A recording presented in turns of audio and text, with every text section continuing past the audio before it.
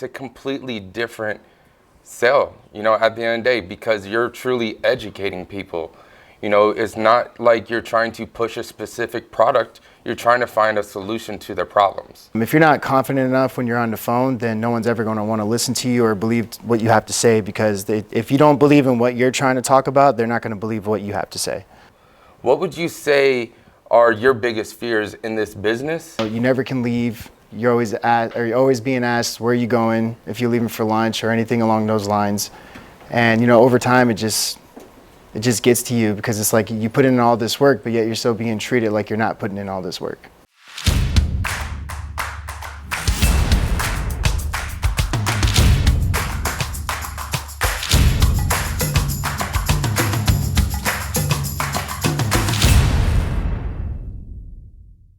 Hey guys, my name is Ian here. I'm sitting here with Danny Gaines. How are you doing today, brother? I'm doing good, man. Thank you. Good. So we're actually going to talk about, the trials and tribulations of, coming into a new business that you're not, used to. You've maybe been in a lot of sales positions and whatnot, but you haven't really been in a business for yourself, right? Correct. So tell me, what made you get into this business? I know that you came from car sales, right? Yes, so I came from car sales, but the main reason why I got into this business is because a few main reasons. One, the individuals that I'm working with.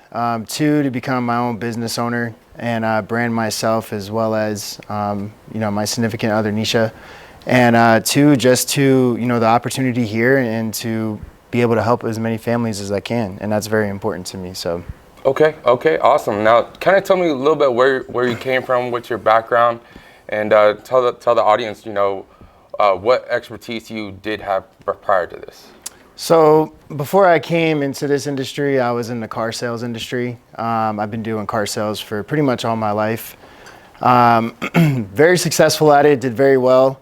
One thing I did not like was the fact that, you're working for somebody else and, you never can leave. You're always being asked, where are you going, if you're leaving for lunch or anything along those lines. And, over time, it just gets to you, because it's like you put in all this work, but yet you're still being treated like you're not putting in all this work.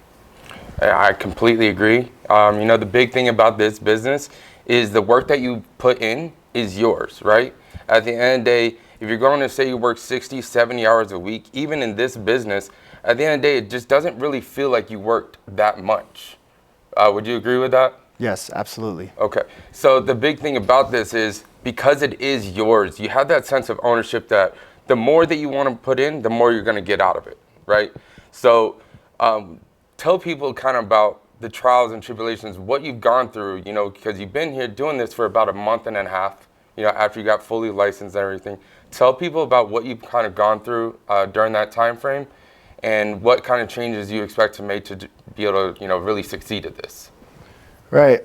So a lot of the trials and errors that I've gone through, now mind you, this is my first time coming into something like this, to where I can, do something to where I own myself. And that comes with a lot of responsibility that I'm not used to, because I was used to working for somebody else and doing their responsibilities and doing it on their time. So definitely coming into something where you're starting your own business, you have to take on a lot of responsibility, and you have to develop a lot of self-discipline, because if you don't do that, then you're not going to get anywhere, to be honest with you. Yeah, absolutely. Back when I first started with this, it was a lot. I thought I knew a lot in sales. I thought I knew how to talk to people and everything. And what I learned is that it's a completely different sale, at the end of the day, because you're truly educating people. It's not like you're trying to push a specific product. You're trying to find a solution to their problems, right? How was the transition of coming from car sales to coming to a sale that's, where it's really an educational experience with the client? How was that transition? So it's a great question. The transition, just being completely transparent, was very difficult. And the reason why I say that is because car sales is very in-person, hands-on activities, and you're able to be with your client that you're helping, and you can read body language and see how they're feeling and kind of mirror the way that they're acting, versus coming into this industry where you're doing a lot of stuff virtually. A lot of people can't see who you actually are. They can't feel your actual emotions, and they can't read your body language. So it's definitely a lot harder to do something like this, only for that reason. But with practice and over time, you get good at it. Okay. Now, with this business, obviously being your own business owner, right? There's a term that we use here, non-negotiables. These are things that there's absolutely nothing will stop you from committing to this, and you're going to have to do this day in and day out. What would you say in this business are your non-negotiables? So in this business, everybody has their own non-negotiables. It's just a matter of how you want to execute on them. However, my non-negotiables is being here every day at 7:30, ready to contact all my leads and dial starting at 8 o'clock in the morning. Also, another one of my non-negotiables is just, writing down 5 tasks of the day that are not easy to complete, right, and making sure that I do complete them. If I don't complete them, then at the end of the day, I have to go through every single one and figure out why I didn't complete it and what I can do to complete it the next day. Yeah, I mean, that's super important, being able to hold yourself accountable day in and day out, coming in, making sure you're here at 7:30 and you're not leaving, no later than 7 o'clock at night.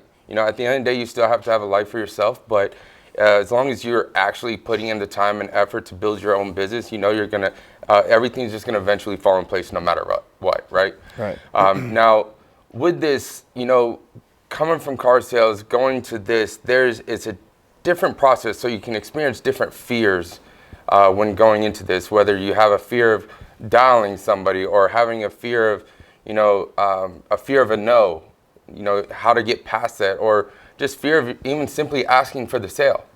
What would you say are your biggest fears in this business so that we can maybe help someone else that maybe has those questions? One of my biggest fears in this business is the lack of confidence. If you're not confident enough when you're on the phone, then no one's ever going to want to listen to you or believe what you have to say, because if you don't believe in what you're trying to talk about, they're not going to believe what you have to say. That's one of my fears. Another one of my fears is, constantly getting rejected, which I did a lot of that in car sales. However, when you get rejected in car sales, you're most likely in person, so you can find a way to overcome that. Doing this virtually and you get rejected over the phone, you instantly want to shut down, and then people don't trust you and they don't want to move forward. Right. Yeah, that fear of rejection, that goes with every facet of life. Regardless if you're in sales or with family, or if you don't pass a test getting set up to get your license with this, all those are different fears, and you're gonna experience those no matter what. But in sales, once you get past those fears, there's another key term that we really like to talk about that's super, super important, and that's momentum. So what would you say is important to you, and why is momentum important in itself? The reason why momentum is important is because, going back to confidence, it gives you confidence to keep going, because once you get on a roll and you start feeling yourself and start feeling better, then that's going to show when you're on the phone talking to other people, and people are going to feel your energy, so you're going to attract them in. Absolutely. Momentum is probably one of the hardest things to gain in this business, and it's also the fastest thing you can lose. So making sure that you do take that time and build that consistency, then you're going to eventually build that momentum. That's one of the biggest things that you can gain. You need to make sure you try to obtain that and keep it as long as you can. Now, with this, obviously taking over momentum and things like that, what would you tell somebody that's new coming into this? What expectations should be like, and if you had to redo this all over again, what changes would you have made? So one thing I would have done different, honestly, is believing in myself. The more you believe in yourself, the more confident you're going to be to wanting to stick to your schedule that you're going to set for yourself to be successful in this business. Here with Insurance Elevated, we do have a set schedule that we like to have everybody, follow in their own type of way that's going to work best for them. And it is a schedule of success. And if you can stick to that, and then just, get over your fear of, thinking that you're not knowledgeable, or you're not good at doing this or good at doing that, then you'll be successful in this business, because eventually you're going to get over that fear and you're going to have more confidence. So one thing that I would do if I started over, is following that schedule that we have and sticking to it and using that as a non-negotiable, because that's something that I have been slacking on. Guys, that's pretty much all we have here today. The big thing that we want to take away from this is being able to stick to a specific schedule. Whenever you come here, we do give you the schedule for success. And if you can actually stick to that day in and day out, there's no way that you can't be successful at doing this. You just have to want it at the end of the day and want to actually be able to help people, because that's what we're doing. We're helping families, protecting them in the future in the event of something ever were to happen. Thank you guys for having us. Have a good day. Thank you.